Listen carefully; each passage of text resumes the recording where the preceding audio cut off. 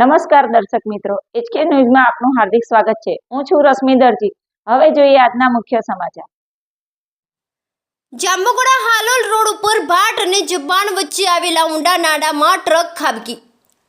Halol Bodeli highway road ઉપર ભાટ ગામના કેરાવન resort પાસે ઊંડા કોતર ઉપર નાડામાં સિમેન્ટ ભરેલી ટ્રક અધવચ્ચે અટકી ડ્રાઈવરનો આબાદ બચાવ। પ્રાપ્ત માહિતી મુજબ હાલોલ બોડેલી હાઈવે રોડ ઉપર બાલાસિનોરથી બોડેલી સિમેન્ટ ભરીને જઈ રહેલી ટ્રકને જબ્બાન ગામ નજીક કેરાવન રિસોર્ટ પાસે ઢાળ ચડતી વેળાએ ટ્રકમાં વધુ વજન હોવાથી ટ્રક ઢાળ ન ચડી શકતા ટ્રક ઢાળ ઉપરથી પાછી પડતા ડ્રાઈવરનો ટ્રક ઉપરનો કાબુ ગુમાવતા ટ્રક રોડની સાઈડમાં આવેલ ઊંડા કોતરમાં ઉતરી જઈ અધવચ્ચે અટકી પડી હતી।